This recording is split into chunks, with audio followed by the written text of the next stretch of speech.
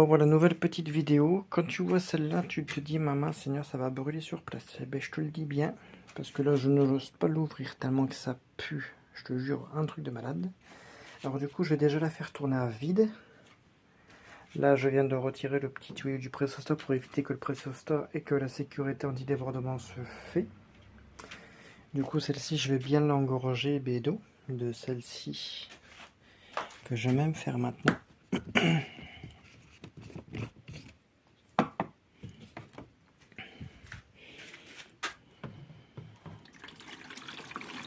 Comme ça va permettre aux merdes et aux saloperies de pouvoir se décoller facilement.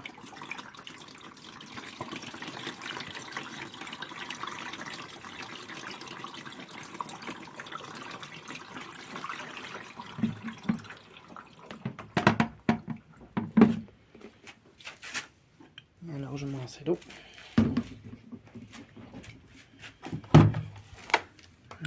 Tu peux voir, je referme parce que là c'est horrible.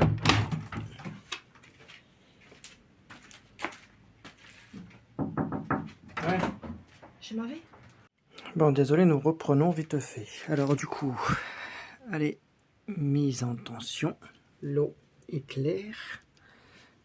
Allez, en essorage et c'est parti.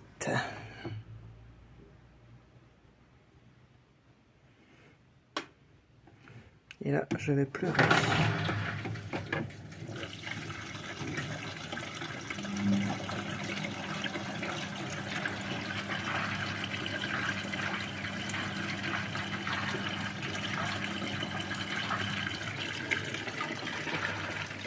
Déjà, rien que quelques tours, l'eau est déjà sale là.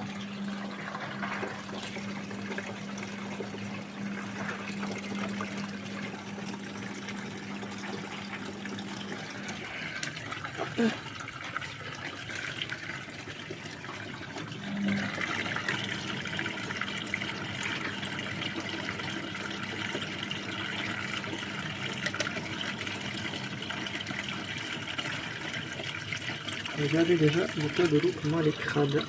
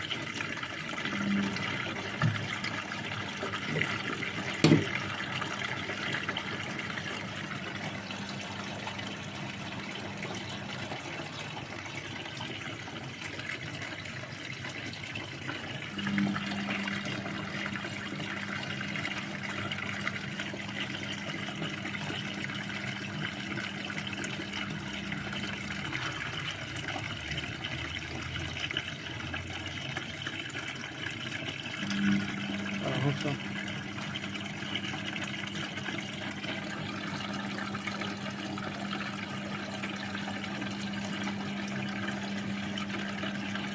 Le verdict va tomber. Bon, qu'est-ce que c'est ça là?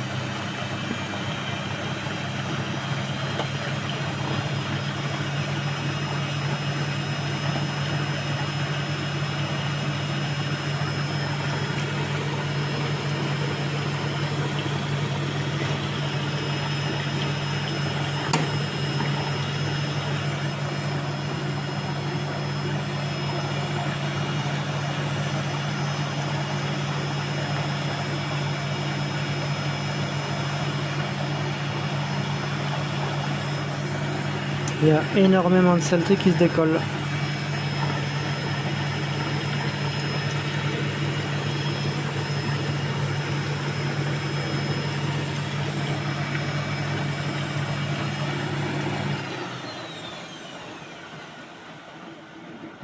Verdict. Oh, enculé. Vous avez vu l'état de l'eau? Je suis dégoûté. Putain de merde. Ils ont foutu du charbon quoi à l'intérieur là. Bah, maman seigneur.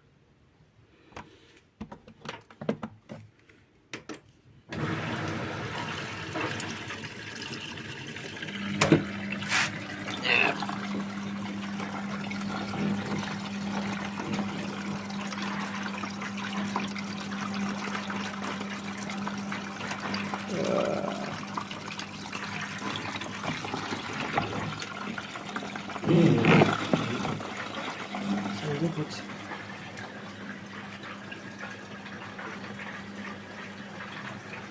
Je vais leur mettre un peu plus d'eau.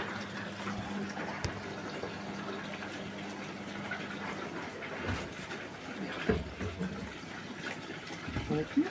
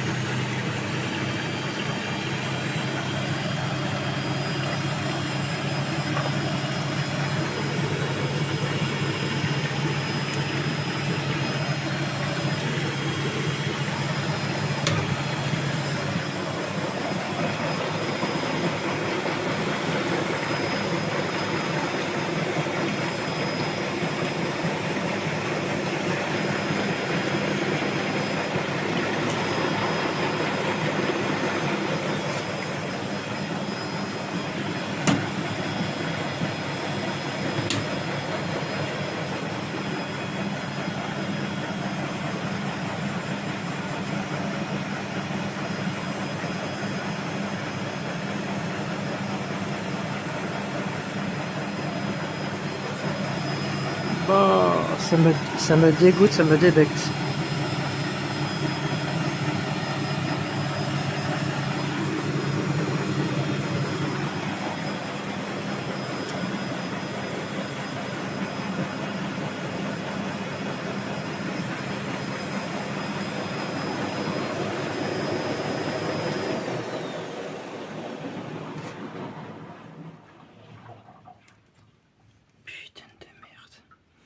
Regardez la gueule de l'eau.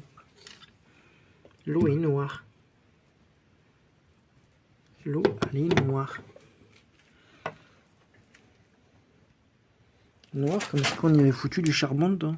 Non mais allô quoi. Oh, le truc de malade. Ça me répugne.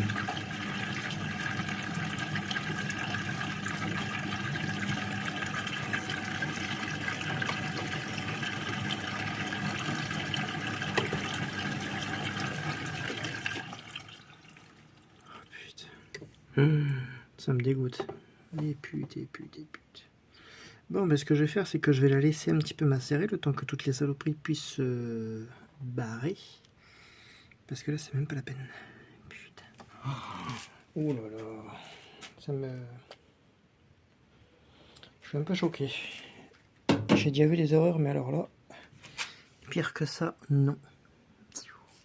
Alors du coup, on va faire une partie 2 tout à l'heure.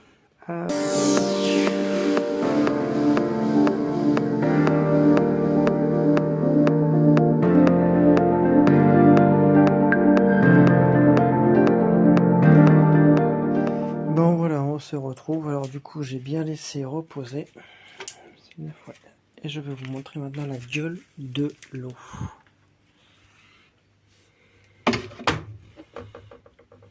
Voilà. C'est bien dégueu. Il doit y avoir des cailloux, il doit y avoir pas mal de saloperies dedans. Alors du coup, vu l'odeur, j'ai pris une petite pastille mon copain, je te le dis carrément, avec ça, le truc qui va être brûlant carrément net. Voilà. Ça va, je referme parce que là c'est horrible. Et on va le remettre en route.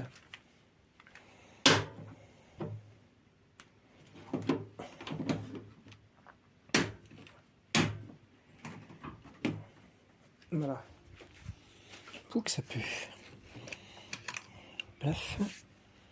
Pif, plaf, plouf. On met bien tué à la place et on la met en route. C'est parti.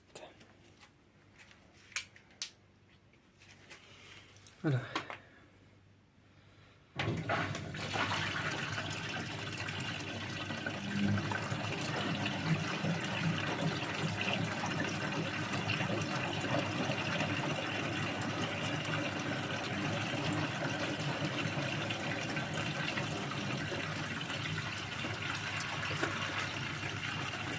C'est un mousson carrément.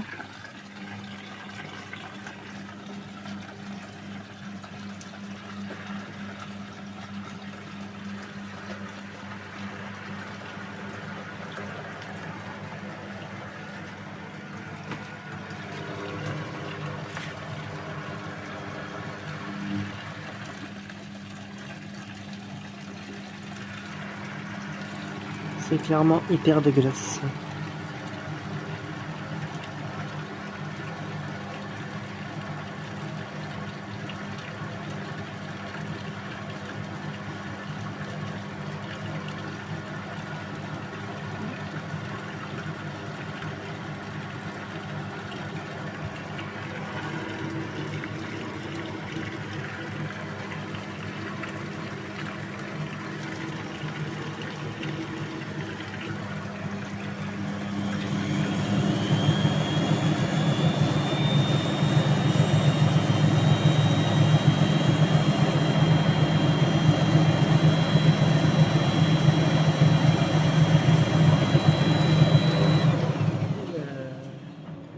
Ça dégueule un petit coup.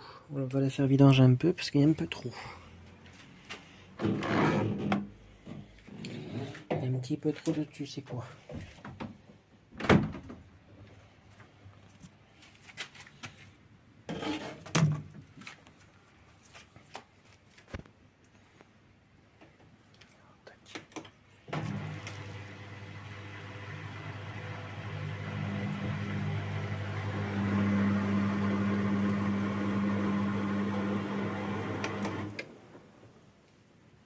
Voilà. Je pense que là, on est pas mal.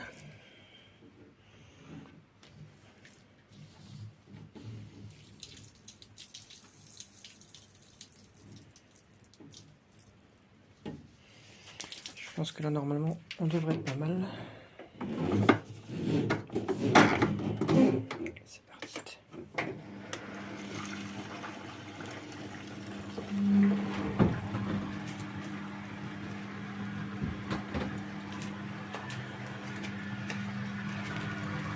Là, on est déjà pas mal.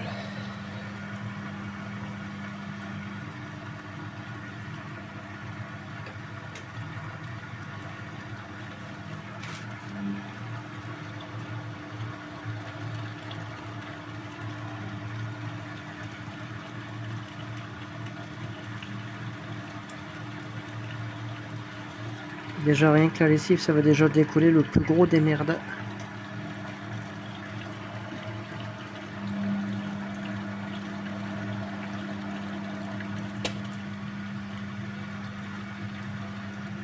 Bien évidemment, ce que je fais, c'est... J'ai pas mal d'années d'expérience, alors je peux me le permettre.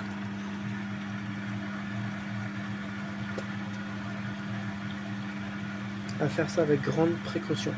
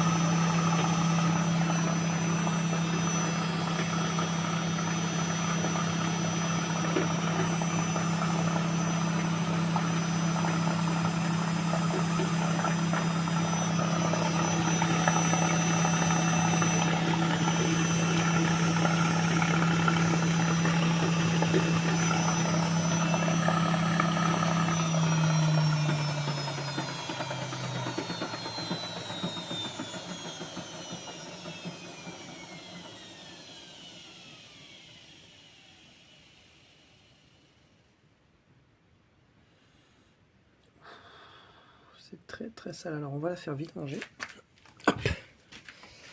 Parce que là, regardez déjà l'intérieur, c'est...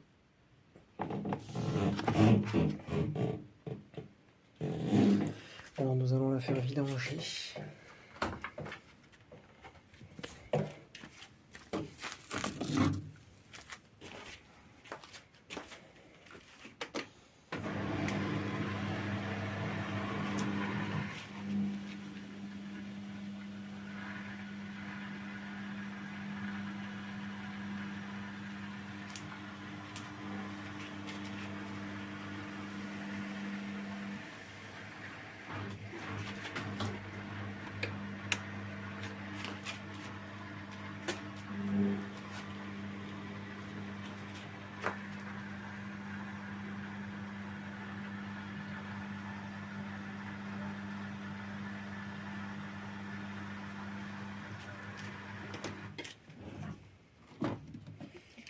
Bon, voilà. Alors c'est très très très très très très sale. Ça sent la schneck, je te le dis. Je te le dis carrément, combien ça pue. Bon, maintenant, une fois que le petit tuyau il est vidange,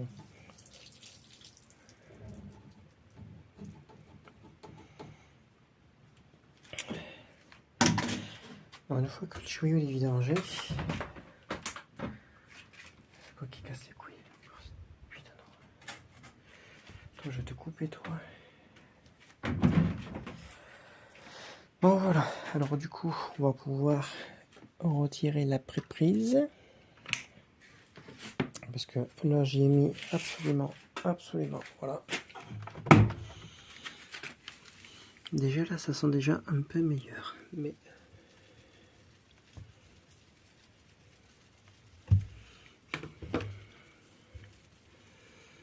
je pense que demain, je vais en baver. Parce que du coup, demain, petit nettoyage. Alors, je vais laisser fermer parce que ça pue encore. Demain, je vais avoir un gros nettoyage. Elle va tourner à l'acide citrique. Parce que là, elle est vraiment trop engorgée de saloperies. Pour vraiment la décaper, en même temps l'aseptiser. Parce que là, je peux pas toucher. Parce que là, c'est rempli. Quand vous avez une odeur forte comme ça, c'est rempli de bactéries. Bactéries, moisissures, etc. Alors, c'est pour ça que quand vous avez des machines comme ça, vous les faites tourner à vide, soit avec de la javel ou soit avec une petite pastille de lessive. Bien évidemment, avec très grande précaution, vous la faites tourner à vide, vous la faites vidanger. Même si vous lui faites un lavage à 90, il faut absolument que la machine soit désinfectée, parce que si vous mettez vos mains et que vous avez une petite coupure, ne serait-ce que comme ça, là vous pouvez vous choper toutes les merdes du monde. Sur ça, je serais très sur ça, je serais... voilà quoi. Après, ce que je fais, bon, moi j'ai des années d'expérience, hein. Ce que vous faites là en fait avec le Prestosta, voilà, ne le faites pas, parce que bon, moi ça fait, moi j'ai 19 ans de carrière. Alors moi je sais vraiment ce que je fais. C'est vrai que ne vous lancez pas dans un truc derrière, vous pouvez casser la machine ou vous retrouver avec de l'eau partout, parce que bon, moi je suis dans mon garage, moi je m'en fous, parce que bon, un garage, il y a de l'air qui rentre, ça peut sécher. Qui est dans votre maison, si vous avez de l'eau, là c'est la catastrophe. Et absolument, quand vous récupérez une machine, qu'elle soit dégueulasse comme ça, que vous rachetez une machine d'occasion, surtout faites-la tourner à vide, soit avec du vinaigre ou de l'acide citrique. Grosse température, et vous remettez de l'eau manuellement jusqu'à la vitre, comme je vous ai montré hier. Ça va permettre vraiment d'aseptiser votre machine, et si vous pouvez nettoyer le joint une fois qu'elle a fini, comme ça vous avez une machine nickel. Mais là franchement elle est vraiment très sale. Là j'ai des gants, voilà. J'ai des gants MAPA. C'est pour ça que quand on fait les choses comme ça, qu'on récupère des machines très sales, toujours avoir des gants, voilà, des gants de protection. Ça va permettre déjà d'éviter que si vous avez une coupure quoi que ce soit, de vous choper toutes les merdes, parce que ça c'est rempli de bactéries, de toutes sortes de maladies. Et si vous n'avez pas vos vaccins à jour, alors là, c'est direction l'hosto. Sur ça, je serai très formel. à faire très attention parce que ces machines-là, c'est des nids à bactéries terribles. Même si vous le sentez comme ça, vous pouvez être malade. Sur ça, je suis très sérieux. Voilà. Alors du coup, bon voilà, là je l'ai fait tourner avec un petit peu pour histoire de vider un petit peu le surplus d'odeur parce que l'odeur est très forte, hein, je vous le dis, mais elle est immense. Alors voilà, du coup on va se retrouver demain. On va se retrouver demain pour un petit nettoyage. Ça, vous voyez dans l'état qu'il est, il va finir dans mon lave-vaisselle. Et oui, dans mon lave-vaisselle, ça veut dire que ça, il va être démonté. Ça va être démonté. La pompe de vidange va être démontée. Il y a une petite balle normalement sur ces modèles-là qu'il y a dans le fond. Elle va être virée. La durite va être nettoyée. La pompe de vidange va être nettoyée. Le joint va être nettoyé. Elle va être nettoyée de fond en commun. Sur ça, c'est une machine que je vais vraiment pas refaire de la tête aux pieds, mais quasiment presque. Bon, celle-ci, je vais la garder parce qu'elle me plaît beaucoup. Celle-là, je vais me la garder, ça c'est sûr certain. Mais autrement, non, ça c'est... Il faut faire très attention quand vous récupérez une machine, que vous n'avez pas d'argent, que vous ne pouvez pas vous en acheter une neuve. Surtout, je vous ne le dirai jamais assez, faites un nettoyage à vide. Pour vous éviter de vous choper des bactéries, de vous choper une démangeaison ou quoi que ce soit. Parce que là, admettons, j'ai pas d'argent, j'ai ma machine qui tombe en panne, je mets celle-ci en route. Je vous dis pas la galère. Le linge, il sera entièrement dégueulasse, il puera la mort. Ça va être un séjour, ça, à l'hosto. Si on se chope pas des plaques sur les bras ou quoi que ce soit. Sur ça, il faut faire très attention. Surtout, munissez-vous de toujours avoir au moins 1 à 2 paquets d'acide citrique en Jacques Briochin. Attention, Jacques Briochin. Faites très attention. Écumez le moindre coin de votre lave-linge si c'est une occasion. Vous regardez votre pompe de vidange. Vous regardez le joint dans l'état qu'il est. S'il est noir, vous la faites déjà tourner à vide avec de l'acide citrique. Vous regardez déjà dans l'état que l'eau est. Si l'eau est sale, vous êtes sûr et certain que vous êtes paré pour un deuxième, peut-être voire un troisième nettoyage à vide pour vraiment l'assainir à fond. Sur ça, c'est sûr et certain. Le joint, comme je vous ai dit, un peu de pierre d'argent ou pierre d'argile, c'est pareil. Vous le nettoyez bien. Et une fois que vous avez fait vos 2 nettoyages à vide, vous mettez de l'eau de javel ou des pastilles. Vous mettez 4 pastilles. Grosse température. Si vous avez un intensif, vous foutez un intensif. Mais toujours faire nettoyer une machine avant de vous en servir quand c'est une occasion. Surtout, parce que c'est des nids à bactéries. On ne sait jamais sur quoi on peut tomber. Soit on peut tomber sur une très bonne machine, comme moi j'en suis tombé là, sur des très bonnes machines, ou sur des modèles vraiment Caraï de chez Caraï. Alors voilà.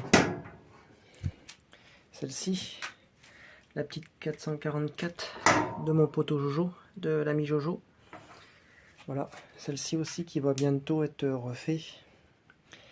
De ma petite 544, ma petite Stato Marron aussi. Le programmateur 9. Je suis en train de regarder sur les sites vraiment au moins cher, mais de toute façon au moins cher mais neuf, hein, ça c'est sûr. Je mets pas de l'occasion. Comme c'est une machine que je garde à vie, alors voilà. Alors du coup on se retrouve soit demain ou un autre jour pour faire le petit nettoyage de celle-ci.